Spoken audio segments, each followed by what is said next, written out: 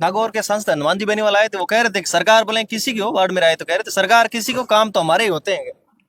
देखिए, वो अभी बहुत बड़ी बौखलाहट में है। नहीं, रेवत राम जी डागा क्यों सर के वो लिख रहे हैं कि मेरी सरकार मेरे ही नहीं सुन रहे, सारे हनुमान जी के काम हो रहे हैं। हर समय वोटों की गिनती करना, हर समय वोटों के पन्ने पलट पलट करके काम करना, ऐसा भारतीय जनता पार्टी के अंदर नहीं सिखाया जाता है। आपने अभी 2 दिन पूर्व में भी देखा होगा कहाँ पर उप तहसील, कहाँ पर 132 केवी का जीएसएस।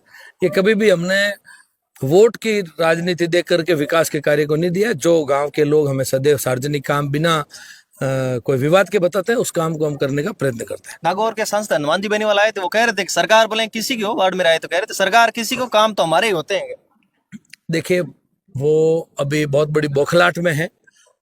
अभी तक वो खींवसर के उस उपचुनाव के नतीजे से उभर कर नहीं बाहर आ पाए हैं। धीरे धीरे उनकी आदत में आ जाएगा और उनको ये भी पता चल चुका है कि किस तरीके से प्रक्रिया है। और लोग, जो उनको लगता था कि सिर्फ मेरे ही भरोसे बैठे, लोग आजकल समझदार है। ये डिजिटल युग का जमाना है। ये आने वाली जो युवा पीढ़ी है, ये सब कुछ देखती है और समझती है। उन्होंने उनको भी अवसर दे दिया, लेकिन इस बार उनको नकार दिया है। अब हनुमान जी चाहे कुछ भी अपने स्टेटमेंट दें, वो अपने विचार रखने के लिए स्वतंत्र भी है और कुछ भी बोल सकते हैं। एक अभी थोड़ा दिनों से मीडिया में चल रहा है, पता नहीं रेवत राम जी डागा क्यों सर के वो लिख रहे हैं कि मेरी सरकार मेरे ही नहीं सुन रहे, सारे हनुमान जी के काम हो रहे हैं। देखिए, किसी ने, ये आजकल तकनीकी युग का जमाना है, सोशल मीडिया के ऊपर कुछ भी चीजें आजकल आ जाती है। इसकी अभी तक मेरे को पुष्टि नहीं है, यदि होगा पता करके ध्यान में रखेंगे।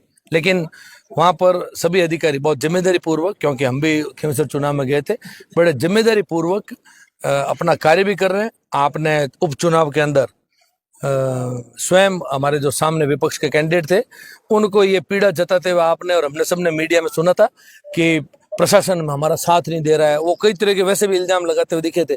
तो अभी 1 महीने के अंदर ऐसा कोई विशेष वहां पर फर्क नहीं पड़ा होगा। अभी वही प्रशासन वहां पर। आपका दायित्व कृषि मंत्रालय, सुखराम जी सांसद वाले पता नहीं धरना दे रहे कृषि विभाग में, लेकर डिमांड कर रहे हैं क्लेम कीट वगैरह। मैंने बताया ना, इनको जब जनता ने अवसर दिया, पूर्ण बहुमत की सरकार बनाई, तो उनको उस समय प्रदर्शन करना था, लोगों की उम्मीदों पर खरा उतरना था।